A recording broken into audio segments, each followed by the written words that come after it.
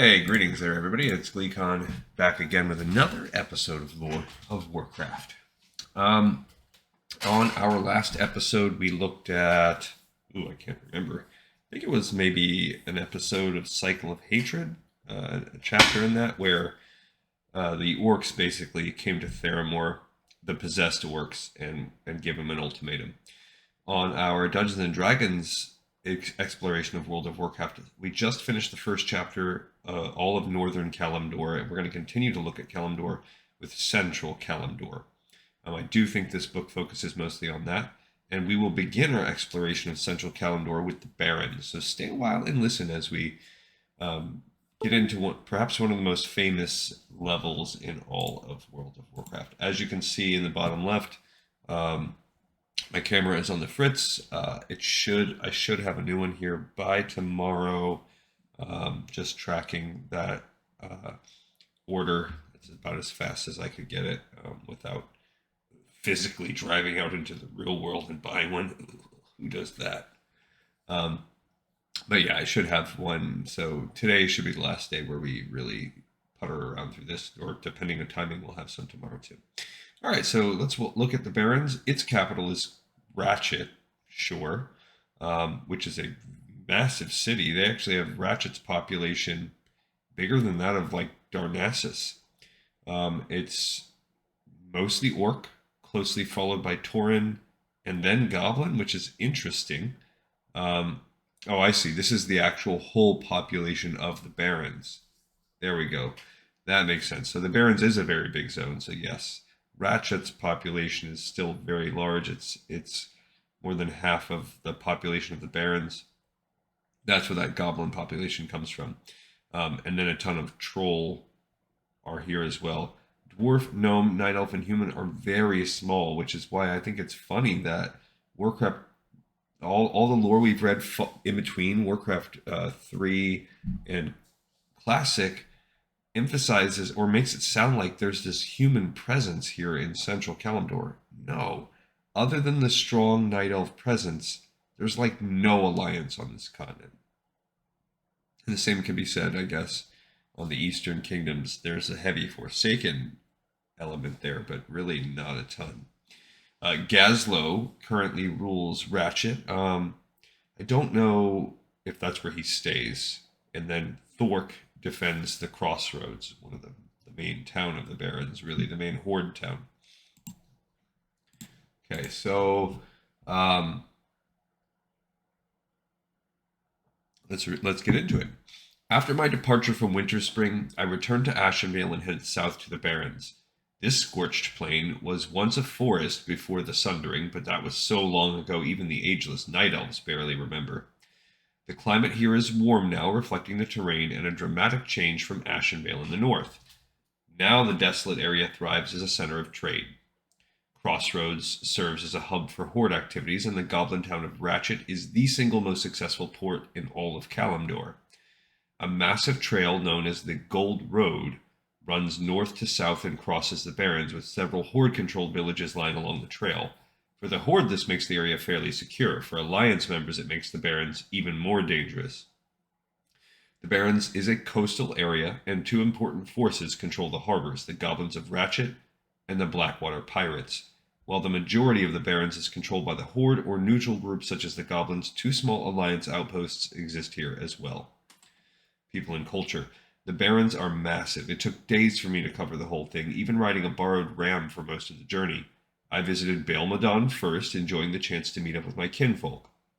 Using Baelmadon as my base while traveling the Barrens, I explored the other regions. After visiting several Horde settlements, I realized something important. With the exception of the Forsaken, the Horde seems to have less tension among their races than we do in the Alliance. While I drink with humans and elves on a regular basis, and gnomes have always been our close friends, I rarely see the level of kinship among us as I saw among the Horde. I noted several mixed race groups practicing for contests in the Darkmoon Fair in Mulgore, so that brings us also to where this book is coming out, because Darkmoon Fair, while we just read a manga, that is a few patches in at the same time as Blackwing Lair came out, which we've already tied this book right around into that, so that time period. To be blunt, I envy the amount of cooperation I saw here, and I'd like to see our own people get off their high horses and work together like this. The kinship here reminded me of what I saw in the Second War. I'm reminded of a high elf priest who saved my hide and nearly lost his own life in the process, and it's something I haven't personally seen much since within the Alliance. The Alliance needs a real smack in the face because we aren't working as a team, and that needs to change and fast. Geography: the Barrens is a land of blasted rock and dirt, a sharp contrast to the surrounding lands. Perhaps the most important feature of the Barrens is that it is connected to so many other regions. From the Barrens, one can travel to Ashenvale in the north, Duratar in the northeast, the Stone Talon Mountains in the southwest, Mulgore in the west, Dustwallow Marsh in the southwest, and Thousand Needles in the south. One can reach any of these locations from a single road, and Crossroads provides flying mounts to the Horde as well.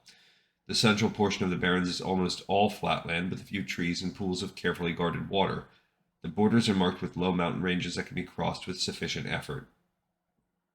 There's also the Forgotten Pools, Lush Water Oasis, and Stagnant Oasis. These oases are watering holes controlled by the Kolkar centaur. Corruption, possibly linked to the Wailing Caverns, manifests in the oases. Now, if you're into Cataclysm and you play retail, this is a much more those oases have spread, and there's almost jungles dotted throughout, in addition to a massive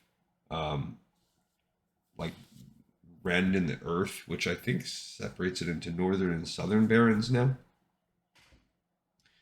Sites and settlements: there are a number of different Horde, Alliance, and neutral encampments in the Barrens. In addition, several camps of Centaur exist, much to the concern of the Tauren, who live in nearby Mulgore. Baelmodon is just an excavation site, so it doesn't have a ton of people. Baelmodon is heralded by some as the new home of the dwarves and gnomes on Kalimdor. In my trek through the Barrens, I visited Baelmodon first, eager to spend some time with my kinfolk. The dwarves and gnomes here are a hardy bunch, even by dwarven standards. They suffer constant attacks from the Horde, especially the nearby Tauren from Mulgore. The dwarves were excited to see me, perhaps viewing my presence as support from Ironforge. I'd certainly like to get these brave men and women all the help they can get, since the excavation is an important strategic position, and since they deserve the aid. The stalwart dwarves and gnomes here gradually make the area more suitable for habitation, and within a few years I expect there will be thousands of us living here. No. So I think it's weird that the Tauren are just continuing to attack this camp. Camp Taraho is a nearby camp. Tauren run this camp, and Jorn Skyseer leads it. It lies along the Gold Road south of Crossroads. The camp is concerned with defending against the encroaching Quillbore and often holds captured Quillbore prisoners. I suspect that if the threat of the Quillbore is ever removed, they may turn their attention toward our people in Baelmodon, and that could pose a threat to the excavation. Okay, there's the town of Crossmoat Roads. It's biggest other than Ratchet. I found it difficult to work my way into Crossroads since the hostilities between the Alliance and Horde are in full swing here. Fortunately, the dwarves of Baelmodon are considered fairly unthreatening, and I was able to convince Crossroads guards that I was simply there to learn about Titan ruins in the area and move on. I got a few dangerous looks, but the Horde tolerated my presence. Wouldn't it be interesting if you could, talk your way past the guards to visit and make certain achievements, way less difficult? This settlement is run mainly by orcs, though it is populated by Tauren and trolls as well. I was disgusted to see several Forsaken working with the Horde here. The village's leader is Thork, an orc who is concerned with defending the town against the Quillbore and Centaur. Crossroads is a helpful stop-off for any Horde adventurers traveling through the Barrens. Alliance members would be wise to avoid it. Dreadmist Peak. The fog-enshrouded peak of Dreadmist Mountain is home to agents of the Burning Blade, orc warlocks linked to the ancient Shadow Council. Here they practice occult rituals using an item of power called a Demon Stone to corrupt the flora and fauna of the land. And as we've learned in Cycle of Hatred, it's not just orc warlocks. So that needs to change. One of the cool things when I started playing this game, the fact that you could climb to the top of that mountain on foot was cool.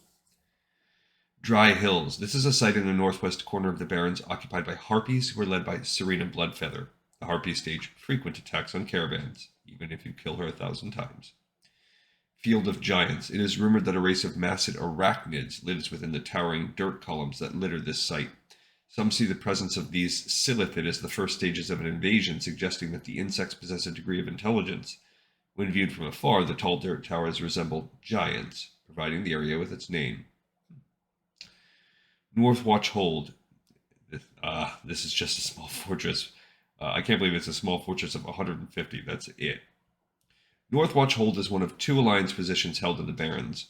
Grim forces, soldiers loyal to Jaina Proudmoore's father, Admiral Proudmoore, man the hold. Due to the events following the Third War and Jaina's decision to forge an alliance with the Orcs, which eventually resulted in Admiral Proudmoore's death, the soldiers here harbor a hatred of the Horde and attack its people and outposts often. It is important to note that Jaina Proudmoore openly opposes their actions, which causes strife in the area's alliance politics. Yeah, we're in the middle of some intrigue regarding that right now in our Cycle of Hatred book. Razorfen Downs and Razorfen Crawl. Now, Razorfen, looking it up here, which one? Razorfen Crawl was one of the first dungeons that came out, but Razorfen Downs was added to it before it was released, but it was in beta and alpha. It wasn't originally part of it. Following Agamagan's defeat, see history below, Quilboar occupied the sites of the fallen body, Razorfen Crawl and Razorfen Downs. Here, the most powerful Quilboar tribe in the land, the Razorfens, practices shamanistic magic and stages attack on rival tribes and horde villages. Charlga Razorflank leads the Razorfens. Rumors hint that Charlga may be in negotiations with agents of the Scourge. In the Downs, the Death's Head tribe has already been turned by the undead. A powerful lich named Anmanar, the Coldbringer, commands the undead in Razorfen Downs, and he has powerful creatures under his control, including a massive abomination. Must be one of the bosses in there. It's been a while since I've done the old school Razorfen Downs, Razorfen Crawl, but I ran the Cataclysm updated versions more recently. The Sludge Fen. The Venture Company has an operation here in the Barrens' northern hills. It has built a derrick over what appears to be a large tar pit. The operation is led by a goblin, Supervisor Lugwizzle. Ah, the Wailing Caverns. A few months back, a group of druids called the Druids of the Fang, led by the night elf Naralex, discovered a network of underground caves and fissures in the heart of the Barrens. Naralex believed that by connecting to the Emerald Dream inside the caverns, he might find a way to transfer some of the plane's magic to the underground springs of the cavern and reinvigorate the water to restore the Barrens to the lush forested region it once was. While in the Emerald Dream, however, Naralex's vision turned into a nightmare and the Wailing Caverns changed. Now giant snakes, raptors, wind serpents, and crocolisks inhabit the caves, and the fissures and springs are corrupted. The disciples of the Druids of the Fang seek a way to cleanse the caverns, but first they must find a way to defeat the 4 corrupted druids who guard Naralex's sleeping body. For more information on the Druids of the Fang, see Chapter 8, Organizations. That is one of the longest,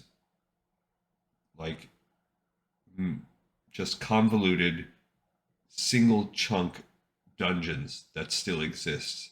Very little has changed. It's very hard to get a pug group, go through and do everything in that dungeon. Very hard. Alright, so Ratchet is mostly goblin, but with mixed forces about. If you look at their stats, I don't know if that's good or bad, but they seem to have a lot. They're run by the trade princes, specifically Gazlowe. They're a neutral town. Ratchet is a port town governed by the trade princes and populated primarily by goblins. It is a neutral town, so all races are welcome here. This is also a town built on trade and profit, both of legitimate and less legitimate varieties. Ratchet imports goods from Azeroth and exports supplies from Kalimdor through their trade alliance with Booty Bay, which makes both cities a hefty profit.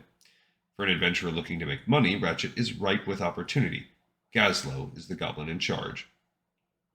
Ratchet ships cross the sea all the way to Booty Bay and Azeroth and are a reliable method of transporting goods and passengers between Azeroth and Kalimdor. Ratchet also serves as a base of operations for many members of the Venture Company, which is infamous for its massive numbers of goblin shredders. Fortunately, Ratchet proved a surprisingly pleasant place to stay for a while as well.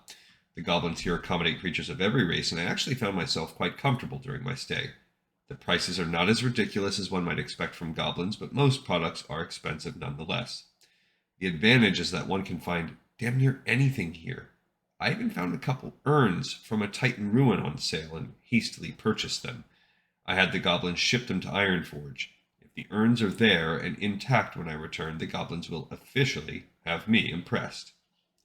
So let's read about Gazlo. It says, the goblin's smile looks almost friendly, but for his sharp teeth, he's a low-level rogue.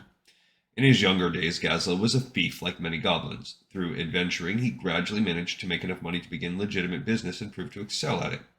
Now, at the age of 40, he runs one of the largest and most successful port towns in Kalimdor, if not the entire globe. While Gazlo's city operates under the watchful eyes of the trade princes, he has considerable free reign and proves effective because of it. A well-respected member of the goblin community, he also has a good heart and is willing to help someone for little in return on occasion, but he wouldn't mind payback later, of course. All right, let's read the history of the Barrens. 10,000 years ago, an eternal boar named Agamagan fought in the battle against the first coming of the Burning Legion. While Agamagan was among the mightiest creatures alive, eventually the pit lord Manaroth the Destructor defeated Agamagan, and where the Eternal's blood fell, massive thorn-ridden vines sprouted from the earth. These vines are still found throughout the Barrens, and it is in these places that the Quillboar build their villages. It is believed that Razorfen Crawl and Razorfen Downs are the sites where Agamagan's body fell and his bones remain there to this day. The Barrens was a lush and fertile plain until the Sundering shattered the region's ecosystem. The Tauren roamed the region for many years until the Centaur drove them out. It was around this time that Thrall and the Horde arrived and forged an alliance with the Tauren. After the Third War, Thrall assisted the Tauren in defeating the Centaur, and now the Horde is once again fully entrenched in the land. Recently, 2 alliance sites have appeared as well, and the goblins have taken control over much of the coast. Still, the Barrens is unquestionably a Horde-dominated area, even with the success of Ratchet. Here's some adventure hooks. As one of the largest and most central portions of Kalimdor, the Barrens are highly populated with a variety of creatures. The wealthy city of Ratchet hires adventurers for various purposes, and the Horde and the Alliance have their own settlements that need help as well. And a potential quest hook is Death from Below.